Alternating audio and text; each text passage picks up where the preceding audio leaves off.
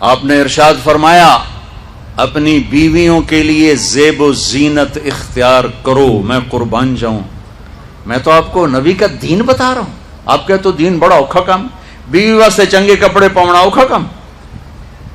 میرے نبی نے کہا اپنی بیویوں کے لیے زیب و زینت اختیار کرو۔ سبحان اللہ۔ عورتوں سے کہا، واہ واہ، قربان جاؤں، اشارتاً ہمیں مردوں کو صراحتاً، عورتوں کو اشارتاً، اپنی بیویوں کے لیے زیب و زینت اختیار کرو۔ بنو اسرائیل میں زنا اس لیے پھیلا کہ مردوں نے بیویوں کے لیے زیب و زینت چھوڑ دی تو وہ غیر مردوں کی طرف مائل ہو گئیں، اور پھر عورتوں کو فرمایا کہ خامدوں کے لیے تیار ہو۔ کیسے؟ آپ نے فرمایا جنت کی حور اپنے خامد کے لیے ایسے تیار ہوگی جیسے ام سلمہ میرے لیے تیار ہوتی ہیں۔ سبحان اللہ، سبحان اللہ۔ ابھی عورتوں نے شادی پہ جانا ہو تو بیچارے مرد دی مصیبت آئی ہوندی ہے، اودیاں ترا جتیاں تروٹ جاندیاں نے کپڑے ڈھو ڈھو کے، اور خامد کے لیے تیار ہونا ہو تو انہوں موت پہ جاندی۔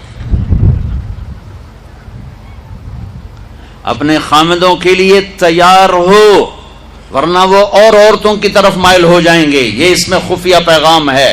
میرے نبی حیا والے ہیں، پاکیزہ زبان، پاکیزہ ذات۔ مردوں کو صراحتاً فرما دیا اپنی عورتوں کے لیے تیار ہوا کرو۔ بنو اسرائیل میں اس وجہ سے فحاشی پھیلی۔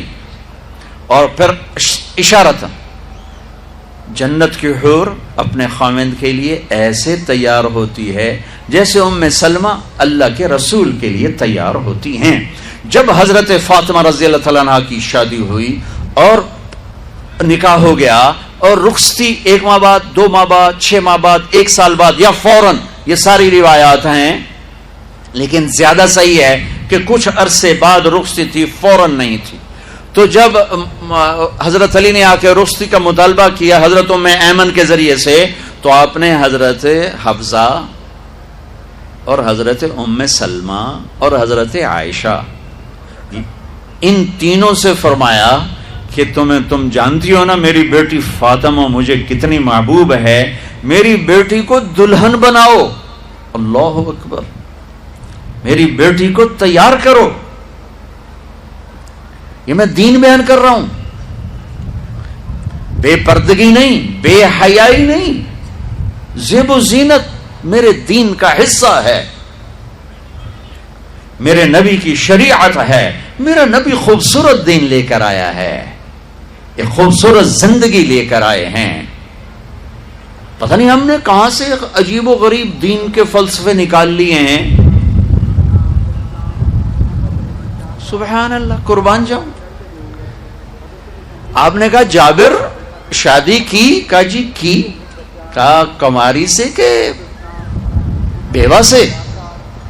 کہا جی بیوہ سے کی۔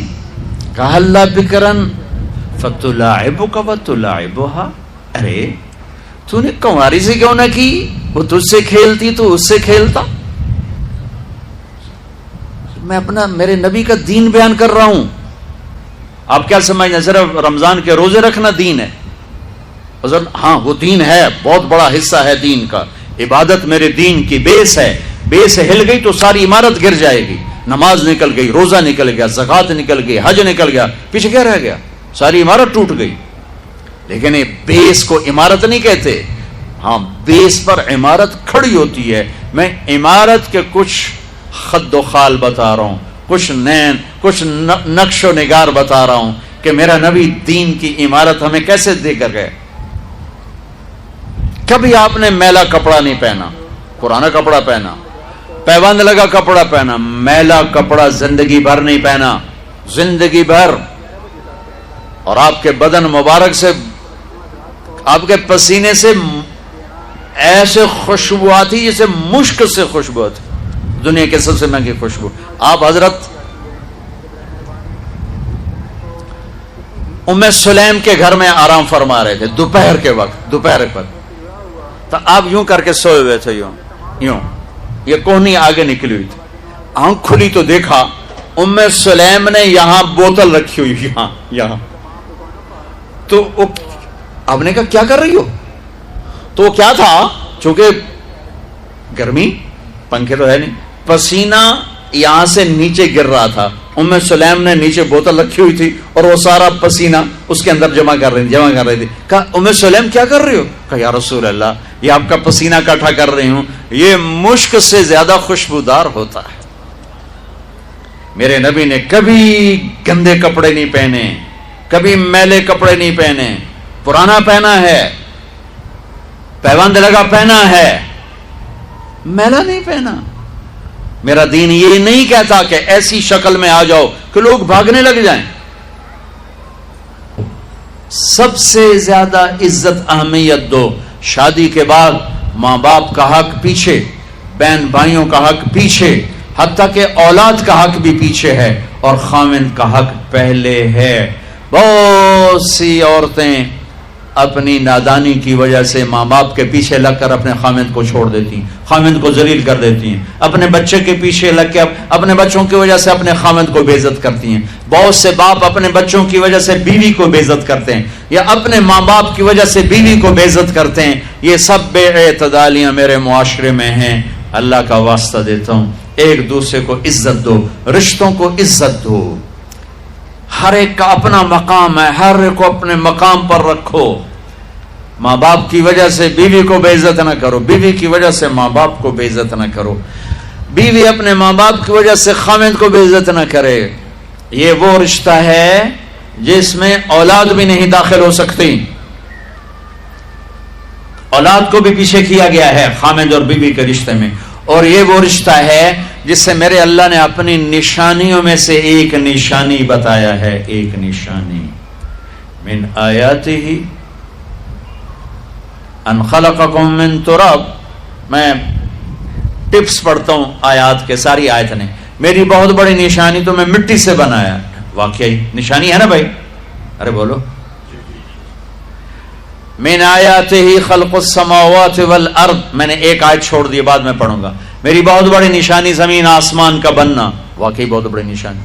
من آیاتہ منامکم باللیل والنہار. میری بہت بڑی نشانی تمہارا سو جانا اٹھنا. واقعی بہت بڑی نشانی. من آیاتہ یریکم البرق خوفا وطمعا. میری بہت بڑی نشانی بادل، بجلی، گرج، بارش. واقعی. من آیاتہ ان تقوم السماء والارض بامرہ. میری بہت بڑی نشانی زمین آسمان کھڑے ہوئے ہیں.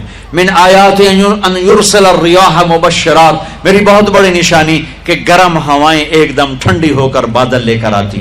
اب میں وہ آیت پڑھتا ہوں جو میں نے چھوڑ دی تھی، اور جو شاید آپ نے اس اینگل سے کبھی سوچا نہ ہو کہ اللہ کس چیز کو اپنی نشانی کہہ رہا ہے اور کتنی بڑی بڑی نشانیوں میں اس کو لا رہا ہے. میری بہت بڑی نشانی مٹی سے بنایا، میری بہت بڑی نشانی زمین آسمان بنایا، میری بہت بڑی نشانی جاگنے سونے کا سلسلہ بنایا، میری بہت بڑی نشانی بارش، بجلی، گرج، چمک، میری بہت بڑی نشانی زمین آسمان کا تھمے رہنا، میری بہت بڑی نشانی ہواؤں کا بادل لانا. اب سنو، من آیاتہ ان خلق لکم من انفسکم ازواجا لتسکنوا الیہا وجعل بینکم مودۃ ورحمہ ان فی ذلک لآیات لقوم یتفکرون.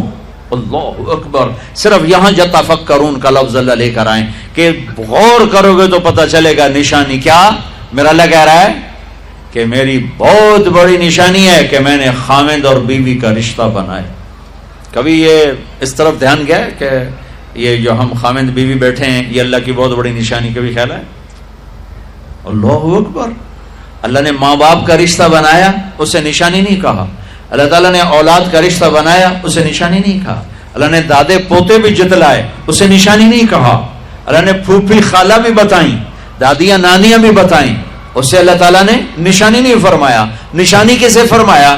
خاوند اور بیوی، یہ میں نے رشتہ بنایا، یہ میری کتنی بڑی نشانی ہے. اس ایک رشتے کو باقی رکھنے کے لیے سینکڑوں آیات ہیں، سینکڑوں آیات. اور طلاق سے نفرت کا اظہار. میرے نبی نے کہا علی طلاق سے بچنا. جب طلاق دی جاتی اللہ کا عرش کانپ اٹھتا ہے. ناجائز طلاق، بے جا، ضرورت کی وجہ سے طلاق لی بھی جا سکتی ہے، دی بھی جا سکتی. یہ میں ایک اضافہ کروں گا. بہت سی بچیاں نہیں گزارا ہو رہا، خاوند بدتمیز ہے یا سسرال ظالم ہے، وہ کہتی ماں سے میرا گزارا نہیں ہو رہا، میری جان چھڑا دو. نہیں بیٹی، گزارا کرنا ہوگا، صبر کرنا ہوگا، گزارا کرنا ہوگا، یہیں رہنا ہوگا. یہ ماں باپ کا ظلم ہے، یہ ماں باپ کا اپنی اولاد پر ظلم ہے. ہمارا تو زمیندارہ ماحول ہے پنجاب کا. میں نے اپنے خاندان کی بتاتا ہوں، بچیوں پہ ظلم ہوتے دیکھے، پھر ان کی فریادیں بھی سنی، پھر ان کے ماں باپ کا ظلم دیکھا. اتنا ہی رہنا ہے، اتنا ہی گزارا کرنا ہے، بس اساں ایک باری تیرا کر دیتا ہے، ہوں اساں کوئی نہیں کرنا، پیچھا مڑ کے نہ پیاویں، جی میں کرنا ہی کر، ساڈا کوئی ذمہ نہیں. ماں باپ کہتے ہیں، ماں باپ کہتے ہیں. اور وہ ماہی بے آب مچھلی پانی کے بغیر تڑپتی ہے، اس طرح اس کا دن اور رات ہے. زندہ کی کھال کھچ رہی ہے، اس طرح اس کا دن اور رات ہے. اور ماں باپ کا جبر، گزارا کرنا ہے، گزارا کرنا. تین بعد کون تیرا رشتہ کتوں آئے گا، تیری شادی کتوں کریں گے. ابھی تو اس کو ذبح ہونے سے بچا لو. کل تو اللہ نے ہمیں اس کا مکلف ہی نہیں کیا کہ کل کیا ہوگا، کل کو آنے تو دو. پتہ نہیں کل کا دن ہے بھی نہیں کہ ہمارے مقدر میں یا نہیں. ہم کل کے لیے اپنی بچیوں کو ذبح کر دیتے. میں نے ان کو تڑپتے دیکھا. میں صرف اپنی فیملی کی بات اوروں کی فیملیوں کی بات جہاں جہاں تعلقات. کہیں رشتہ قریب کا ہے، لڑکی بدتمیز ہے، بچہ شریف ہے، وہ کہتا ابا جی میں طلاق دینا چاہتا ہوں، میرا اس سے گزارا نہیں ہے، زبان شدید ہے. آئے میرے بھائیو، گھروں کی آبادی اللہ کی قسم، مالدار ہو یا غریب ہو، صرف اچھے اخلاق سے ہوتی ہے. اور گھروں کی بربادی مالدار ہو یا غریب ہو، برے اخلاق سے ہوتی ہے، برے اخلاق سے. دو واقعے اوپر نیچے ہوئے. ایک خاتون ملی، مجھے تعارف کرایا گا کہ ایک خاتون آ رہی ہیں، ان کے خاوند کھربوں پتی ہیں، کھربوں پتی. ٹھیک ہے جی آؤ. اس خاتون نے آتے ہی رونا شروع کر دیا. مولانا لوگ مجھے خوش قسمت سمجھتے ہیں کہ میں بہت بڑے مالدار کی بیگم ہوں، میرا دل زخمی ہے، میرے خاوند کا سلوک اچھا نہیں، میں دولت کو آگ لگاؤں، یہ ہیرے کے سیٹ کو میں کیا کروں جب اس کا سلوک ہی میرے ساتھ اچھا نہیں. چند دن کے بعد ایک نوجوان ملا، مولانا میں اپنی زندگی سے تنگ ہوں، میری بیوی انتہائی بدتمیز ہے، انتہائی زبان دراز ہے، میں اپنی زندگی سے تنگ آ چکا ہوں، 3 بچے ہو چکے ہیں، طلاق دے نہیں سکتا، میں کیا کروں. یہ روزمرہ کے واقعات ہیں. تو ضرورت کے لیے طلاق دی جا سکتی ہے، لی جا سکتی ہے، نہ عیب ہے، نہ تانا ہے، نہ ذلت ہے، نہ کوئی داغ ہے. لیکن ابھی فیصلہ آباد سے ایک بچی ملی، اس کی بچی گود میں. طلاق کیوں ہو گئی؟ سسرال نے کہا بچی کیوں پیدا ہوئی ہے، گھر واپس جا. طلاق دے دی. بچی پیدا ہونے پہ طلاق دے دی. پچھلے ہفتے ملا ہوں، پچھلے ہفتے. کیا قصور ہے کہ بچی پیدا ہوئی طلاق دے دی. اور یہ 3 دن پہلے اسلام آباد میں خاتون ملی کہ سسرال نے گھر سے نکال دیا، کیوں 3 بچیاں گھر سے نکال دی، 3 بچیاں پیدا ہونے پر گھر سے نکال دیا.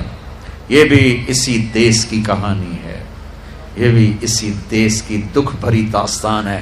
ظلم صرف وہ نہیں جو بھتہ کی پرچیاں آ رہی ہیں اور جو دہشت گردی ہو رہی ہے، یہ گھر جیسے وہ بہت بڑا ظلم ہے، ایسے یہ بھی بہت بڑا ظلم ہے کہ کہیں بچیاں ذبح ہو رہی ہیں، کہیں بچے ذبح ہو رہے ہیں.